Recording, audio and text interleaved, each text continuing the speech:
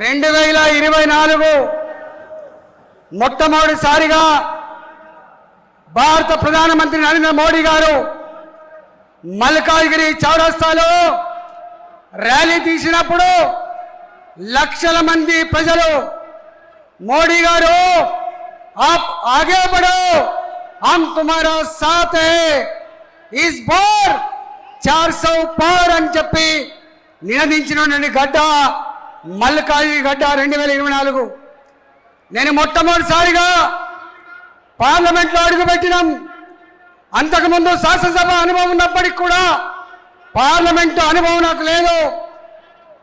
కానీ president of India ధన్యవాదాలు చెప్పే తీర్మానంలో నరేంద్ర మోడీ గారు మాట్లాడడం లేచినప్పుడు 200 పైచిలుకున్నటువంటి ప్రతిపక్ష పార్టీ ఎంపీలు ఆనాడు మోడీ గారి పోడియం చుట్టుముట్టి అయిపోయింది మేము గెలిచినామని చెప్పి ఎంత డిస్టర్బ్ చేసిందో ఆనాడు భారత జాతి ఆ ఎంపీలు నిర్వహించిన తీరు బిహేవ్ చేసిన పద్ధతి ఇప్పటికి కూడా భారత జాతి మర్చిపోదు.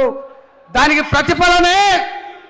ప్రతిఫలనే మూడోసారి ముచ్చటగా దేశ ప్రధానమంత్రిగా వారు ప్రమాణ స్వీకారం చేసిన తర్వాత భారత జాతి ఒకటి నిర్ణయించుకున్నది, లాభం లేదు.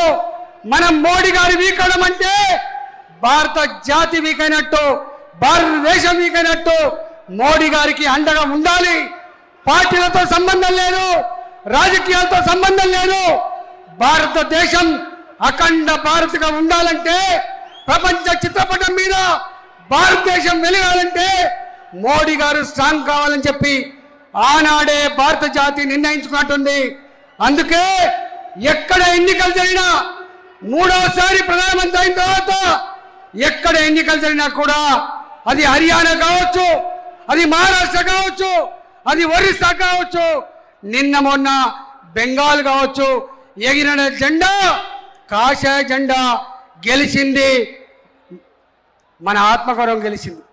ఇవాళ రేవంత్ రెడ్డి సర్కార్ అందరూ మర్చిపోయినారు. ఇక రేవంత్ రెడ్డి సర్కార్ని హామీల గురించి గుర్తు చేయొద్దు, ఏ సమస్య గురించి అడిగే పరిస్థితి లేదు. ఉన్న సమస్యలు కూడా పరిష్కరించే దమ్ము రేవంత్ రెడ్డి సర్కార్కు లేదు. రేవంత్ రెడ్డి సర్కార్కి ఒకటే యావా, ఒకటే ధ్యాస.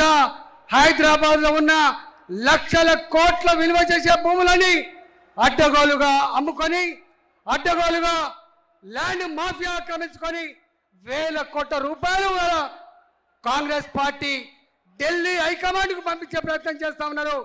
ఇవాళ ఒక బంగారు బాతుకుడులాగా కాంగ్రెస్ పార్టీకి తెలంగాణ ఇవాళ మిగిలినట్టుగా కనబడతా ఉంది.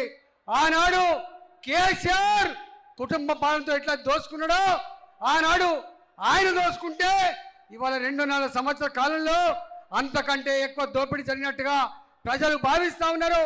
గ్రామాలకు పోతే మొక్కజొన్న రైతులు కన్నీళ్లు పెడుతున్నారు. వడ్ల కొండలని చెప్పి వడ్ల రైతులు కన్నీళ్లు పెడుతూ ఉన్నారు. పూర్తి స్థాయిలో రుణమాఫీ కాలేదు. ఇవాటి కూడా రైతు బంధు సంపూర్ణంగా లేదు. చదువుకునే లక్షలాది మంది విద్యార్థులు ఫీజులు కట్టలేక క్లాస్ రూములో యజమాని నిలబెడితే బిక్కుమంటూ ఇళ్లలోకి వచ్చి అమ్మా నాన్న చెప్పుకొని అక్కడక్కడ ఆత్మహత్య చేసుకునే పరిస్థితి. ఫ్రీ రియంబర్స్మెంట్ లేదు.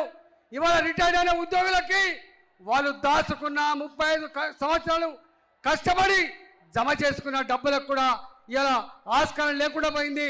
ఒక్క మాటలో చెప్పాలంటే తెలంగాణ అప్పుల ఊబిలో కూరుకుపోయింది. రాబోయే కాలంలో ఈ అప్పుల ఊబిలో కూరుకుపోయిన తెలంగాణ మళ్ళా పాత గ్లోరీ రావాలంటే, హైదరాబాద్ తెలంగాణ రాష్ట్రం బాగుపడాలంటే భారతీయ జనతా పార్టీ మాత్రమే ఇది సాధ్యం చేయగలదని చెప్పి ఘంటాపరంగా తెలంగాణ రాష్ట్రంలో ప్రజలు భావిస్తూ ఉన్నారు. ఇంతకుముందు మనం చూసినాం ఏమిచ్చింది. ఆనాడు కూడా మోడీ గారిని హైదరాబాద్కి వచ్చినప్పుడు ఇదే ఆనాడు ఉన్నటువంటి కేసీఆర్ ఆనాడి ప్రభుత్వం ఏం ముఖం పెట్టుకొని వస్తున్నాం అని చెప్పిండ్రు. ఏం ముఖం పెట్టుకొని వస్తున్నామని చెప్పిన ఆనాటి కేసీఆర్ ప్రభుత్వాన్ని బొందబెట్టిండ్రు తెలంగాణ ప్రజలు. మళ్ళీ ఇవాళ కూడా అబద్ధాలు ఆడుతున్నారు. ఒకవైపు ఏమో ఇవాళ 9,400 కోట్ల రూపాయలతో అభివృద్ధి పథకాలని జాతికి అంకితం చేస్తే ఇవాళ యాడ్ ఇచ్చుకుంటా ఉన్నారు. మళ్ళీ మోడీ గారు వెళ్ళిపోయిన తర్వాత మళ్ళీ ఒకటే పాట, 8 మంది ఎంపీలను గెలిపిస్తే ఏమరగబెట్టిందని చెప్పి మాట్లాడుతున్నారు. 8 మంది ఎంపీలను గెలిపిస్తే ఇవాళ తెలంగాణలో ఎన్ని వేల కిలోమీటర్ల నేషనల్ హైవేస్ అవుతున్నాయి. కాజీపేట కోచ్ ఫ్యాక్టరీ ఎవరి కోసం అని చెప్పి మాట్లాడుతున్నావు. ఇవాళ గిరిజన విశ్వవిద్యాలయం కావచ్చు, ఇవాళ రైల్వే లైన్లు కావచ్చు, రైల్వే స్టేషన్ నిర్మాణం కావచ్చు. ఒక్క మాటలో చెప్పాలంటే కేంద్ర ప్రభుత్వం కనుక నిధులు ఇవ్వకపోతే గ్రామ పంచాయతీ సిబ్బందికి జీతాలు ఇచ్చే పరిస్థితి లేదు. ఇవాళ ఒకటి ఇవాళ ఉత్త చిప్ప చేతికి ఇచ్చిండ్రు. మాటల గాయంతో మీడియాని మేనేజ్ చేసి కాలం గడిపే ప్రయత్నం చేస్తా ఉన్నారు. కానీ ఇది చెల్లదు. రాబోయే కాలంలో ఎప్పుడు ఎన్నికలు వచ్చినా బెంగాల్లో ఏ తీర్పు అయితే వచ్చిందో అదే తీర్పు తెలంగాణ రాష్ట్రం కూడా పునరావృతమవుతుందని చెప్పి హెచ్చరిస్తూ ఇవాళ తెలంగాణ రాష్ట్రాల్లో కార్యకర్తలుగా నాయకులుగా మనందరం కూడా కలిసిమెలిసి పనిచేసుకొని కాషాయ జెండా గెలుపు కోసం, కమలంపు వికాసం కోసం ఇవాళ మన హైకమాండ్ తెలంగాణ రాష్ట్రంలో మన పార్టీ గెలవాలని చెప్పే సంకల్పం అవుతుందో ఆ సంకల్పానికి మనందరం కూడా కలిసికట్టుగా పనిచేసి ముందుకు పోదామని చెప్పి రాబోయే కాలంలో ఏ ఎన్నికలు వచ్చినా కూడా ఇక్కడ జిహెచ్ఎంసీ ఎన్నికలు వచ్చినా, రేపు జిల్లా పరిషత్ ఎన్నికలు వచ్చినా తప్పకుండా ఆ జిల్లా పరిషత్ల మీద, మున్సిపాలిటీల మీద మన జెండా ఎగిరేయాలని చెప్పి కోరుకుంటూ సెలవు తీసుకుంటున్నా.